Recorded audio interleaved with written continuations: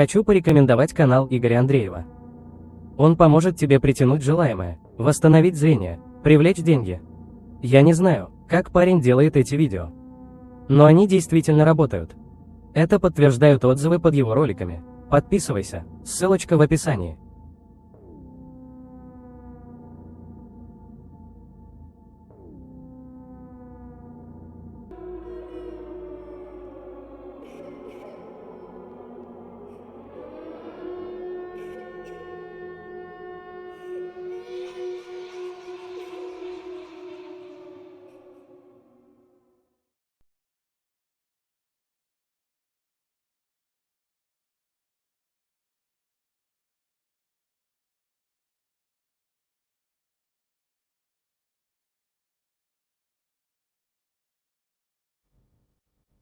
Рассказ ведется от лица девушки.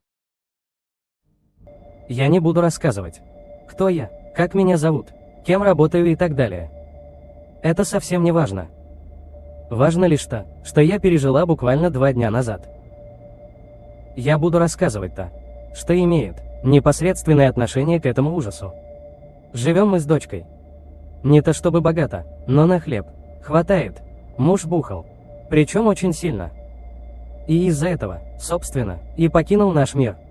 И, кстати, недавно совсем. Собственно, о нем и история. Если так можно сказать. Даже, стоп, не совсем о немецком. Все было нормально. Мы были самой обычной, среднестатистической семьей. До поры до времени. Сергей начал бухать. Причины я не знаю, но началось это после смерти его мамы. Моей свекрови. Может, это как-то связано с историей, которая случилась со мной, я не знаю. Короче, обо всем по порядку. Как я сказал ранее, живу я с дочкой. Зовут Марина, 8 лет. В общем, в один прекрасный вечер, я пришла с работы, уставшая как собака. Маринка сидела, учила уроки.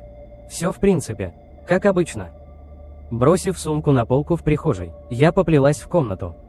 Переоделась и побрела на кухню, чтобы разогреть вчерашний суп. Кушать хотелось невероятно. После трапезы буквально через пару минут в дверь постучали. Странно. Я вроде бы никого не жду. Хотя, мало ли, на часах 8 вечера, может соседи или еще кто. Посмотрев в глазок, я обнаружила лишь пустую лестничную площадку и мигающую лампочку в углу, которую и так никто и не удосужился поменять за сколько-то лет. Боже, где я живу? Но почему меня угораздило родиться именно в этой дыре? Настроение было просто ужасным. Малолетние дебилы хулиганят, подумала я, и побрела в комнату смотреть ящик. Но не успела я взять пульт в руки, как опять услышала стук в дверь. Я вновь посмотрела в глазок. Опять никого. Открыв дверь, я осмотрела площадку. Странно. Ну и что это за хрень-то такая? Или это меня уже глючит? Да нет, вроде, слышала же стуки. Я пошла в комнату, улеглась на диван, включила телек и погрузилась в свои сериалы. Это единственное, что отвлекало меня от этого серого бутия. Минут через 15 опять стук. Да ну кому это заняться нечем? Маринка, пойди посмотри, кто там стучит. Марина зашла в мою комнату и с удивленным лицом сказала мне: знаете что? Мам, так там никто не стучит. Что? Эх, надо заканчивать с работой в 2 смены. Уже чудится всякое. Обняв дочурку и укрыв ее пледик, мы вместе сидели и пялились в ящик. Где-то через час сон начал брать свое. Я уложила Маринку в своей комнате. Рассказала ей сказку и сама легла рядышком. Сон продлился недолго. Разбудил ныне очень громкий хлопок дверью.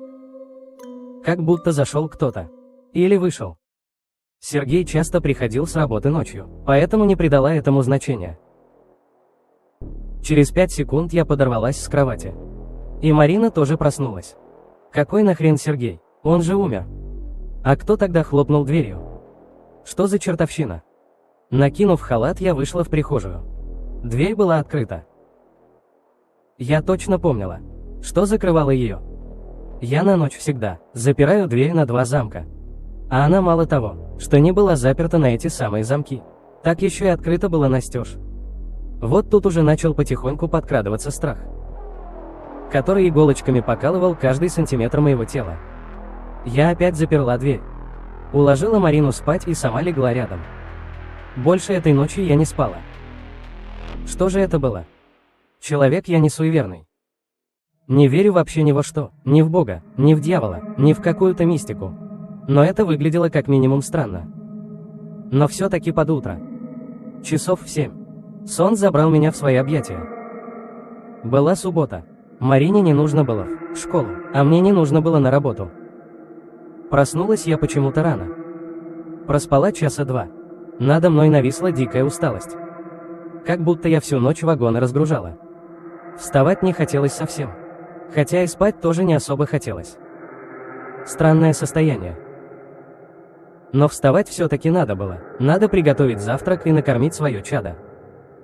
Встав с кровати, накинув халат, я побрела на кухню. Первое, что бросилось мне в глаза, это чашка, стоявшая посреди кухонного стола. Вы скажете, ну и че теперь? Ну чашка как чашка. Да нет уж, это была чашка моего покойного мужа. И знаете, в чем дело? Я выбросила все его вещи. Абсолютно все. Чтобы не думать и не вспоминать о нем вообще, жить заново. Как она сюда попала? Что вообще происходит? Вот тут стало действительно страшно. Мурашками покрылось все тело. Я взяла сигарету. Села за стол и закурила. Всякие мысли лезли в мою голову. Но ничего здравого и нормального почему-то на ум не приходило. С этих дебильных мыслей меня вытянул уголек сигареты, которая уже перетлела и обожгла мне палец. И я вспомнила, чего я пришла на кухню. Я бросила чашку в мусорку и принялась готовить завтрак. В общем, день прошел в домашних хлопотах. Уборка, стирка, готовка. Но и этот инцидент попросту вылетел у меня из головы. Но усталость не уходила. Но только теперь я объясняла ее тем, что целый день пробегала по дому, вытирая пыль, убирая хлам и так далее. Марина гуляла на улице почти целый день. Пришла домой как раз под ужин. Мы покушали. Я дала ей телефон. Она там в YouTube смотрит что-то. А сама легла на свой любимый диванчик. И выключилась. Было где-то 8-9 часов вечера. Дремала опять недолго. Час, может, полтора. Жутко хотелось воды. В полудреме я пошла на кухню.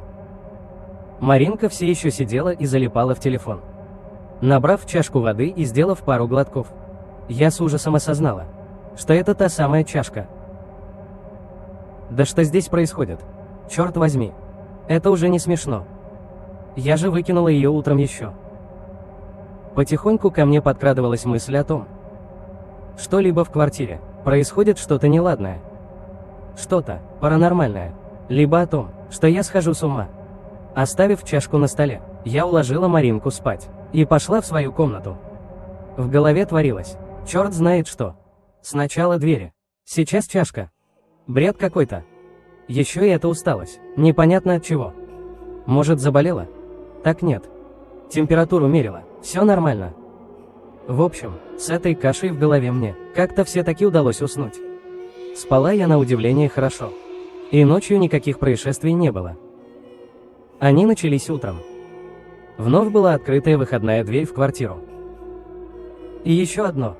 В квартире стали появляться вещи моего покойного мужа. На полке для обуви стояли его кроссовки. В шкафу висела его куртка. Чашка на кухне и так далее.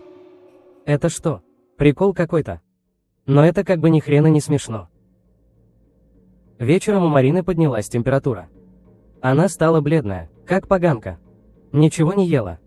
Впрочем, как и я. Что-то необъяснимое происходит в этой квартире. Температура у дочки поднялась до 39. Я вызвала скорую, и мы поехали в больницу. Ночь я провела там. Утром поехала домой. Нужно что-то приготовить, поесть ребенку. Что дают в больнице, это как бы едой сложно назвать. По пути к нашему дому стояла небольшая церквушка. Поравнявшись с ней, мне в голову пришла мысль зайти туда. Повторюсь, я человек, который никогда ни во что такое не верил. Но, учитывая последние события, я решила зайти внутрь. переговорив со священником и рассказав ему всю эту ситуацию. Что творится в квартире? Мы договорились, что он завтра зайдет к нам и осветит квартиру. Я оставила ему адрес и уже с более спокойной душой двинулась в сторону дома. Зайдя в квартиру, я ничего не обнаружила подозрительного. Усталость все еще не уходила. Она то убавлялась, то усиливалась, но не уходила. И я заметила, что усиливалась она как раз тогда, когда я находилась в квартире. Плюс еще одна странность к моему списку. Почему-то у меня было очень плохое предчувствие на сегодняшнюю ночь. Не знаю почему, но оно было. С горем пополам я приготовила Маринке покушать. Оделась и вышла из подъезда. У подъезда стояла соседка. Елена Николаевна. Хорошая, добрая бабулька, живет этажом ниже, как раз под нашей квартирой. Свет. Иди сюда, расскажу что-то. Сказала она. Здравствуйте, Николаевна, поздоровалась я. Что там? Светочка, тут такое дело. Я старая уж совсем. И так со сном проблемы. Не могли бы вы не бегать по ночам? Я понимаю, ребенок, все такое, но потолок тоненький-то. Все слышно мне, совсем заснуть не могу. В смысле? Так никто и не бегает, Николаевна. Как бы ночью люди спят. Тем более Марина вообще в больнице. Может и дверью тогда никто не хлопает. Сказала она с каким-то выражением лица. Как будто она что-то знает и не хочет говорить. После этих слов я молча развернулась и ушла. Черт возьми. Это все реально. Мне не кажется. Она тоже слышала это. А что тогда за шаги или бег по ночам? Эту ночь мы были в больнице. Кто тогда бегает? С этим вопросом в голове я шла в сторону больницы. К дочке, зайдя и увидев доктора. Я офигела. Он сказал, что с Маринкой все хорошо. Она полностью здорова, и я могу ее забрать хоть сейчас. На душе стало хорошо. Дочка выбежала из палаты и обняла меня. Минут через 30 мы уже двигались в сторону дома. Как только наш дом попал ко мне в поле зрения, голова вновь забилась всяким бредом. Про нечисть и так далее. Но вспомнив слова соседки, я опять решила заглянуть в церковь. Святой Отец уже собирался уходить домой. Но я уговорила его прийти к нам не завтра, а сейчас, так как хреновое предчувствие усиливалось с каждым метром приближения к дому. Вы скажете, так переехала бы на время куда-то. А куда ехать? Мы с дочкой одни во всем мире. Нет никого у нас и ехать нам некуда. Батюшка согласился. И уже втроем мы поднимались по подъезду. Зайдя в квартиру, батюшка сразу изменился в лице. Он очень быстро достал все свои причиндалы. Прочитал молитву, побрызгал святой водой. И быстренько смылся. Последними его словами были: «Съезжайте отсюда. Тут зло засело. И его никак просто не выгнать. Вы думали, что это ваш покойный муж вас навещает? Увы, это не так. Вас навещает что-то другое. Что-то страшное и необъяснимое, которое питается вашим страхом и жизненной энергией. Я сделал все, что смог. Надеюсь, это как-то поможет». Закрыв за ним дверь, я побрела на кухню, закурила и взялась руками за голову. Что это только что было? Какое нахрен зло? Кто засел? Но задумавшись, я поняла. Все сходится. Он сказал, что оно питается страхом и жизненной энергией. Вот откуда слабость и усталость. А страх мой, самый главный, это память о муже. Я боялся о нем вспоминать. И тут начали появляться его вещи в доме. Мурашки побежали по телу. Сердце начало биться. Чаще. Уходить. Куда? Нет ни денег, ничего. На улицу. Тогда чурка только чухалась от болячки. А там на секундочку минус уже. Дело к зиме идет. Сегодня ничего не оставалось, кроме как ночевать в этой квартире. Поужинав и уложив Марину спать, я приняла душ. Разложила диван и тоже улеглась. Глаза закрывались. Уснула почти сразу же. Часа в 2 ночи случилось-то. Что до сих пор застыло в моей памяти как самое страшное, что я испытывала за все свои 35 лет жизни. Короче, разбудила меня Марина. Она вставала ночью в туалет. И знаете, что она у меня спросила? Вообще, как она меня разбудила? «Мама, а кто спит с тобой?» Сон сняло как рукой. И я почувствовал, как рядом со мной и правда кто-то лежит. Моему страху не было предела. Я в прямом смысле начала дрожать. Что-то лежало на моей кровати. Совсем рядом со мной. В зеркале на тумбочке я смогла разглядеть. Что это было? Это было существо. Человеческие черты лица, но лицо само очень бледное. Почти совсем белое. Глаза и рот черные. Оно укуталось в одеяло и лежало на моей кровати. Сука, что это такое? Меня охватила паника. Я тихонечко встала с кровати. Оно лежало и не шевелилось. Я вышла из комнаты. Оделась, одела Марину. И также тихонько мы покинули квартиру. Оно нас не заметило или специально дало уйти? Я не знаю, меня трясло. Марина плакала. Что делать мы не знали. Мы вышли из подъезда. И я увидел это, что просто меня добило. Из окна моей квартиры на кухне. На меня пялилась эта паскуда. Смотрела прямо мне в глаза. Это чувство страха просто не передать словами. В общем, я принял решение попробовать попросить приюта у Николаевны. Минут 10 постучав ей в дверь. Она открыла. И заспанным видом пригласила нас зайти. Я объяснила ей все, что только что произошло. Она женщина верующая, поэтому нам поверила. И разрешила остаться у нее первое время. Квартиру я решила продать. Что это была за чушь такая, я не знаю. Жизнь у Николаевны в квартире наладилась. Все стало на свои места. Маринка пошла в школу, я на работу. Все было хорошо до одного момента, пока я посреди ночи не услышала стук во входную дверь, а за ним и хлопок.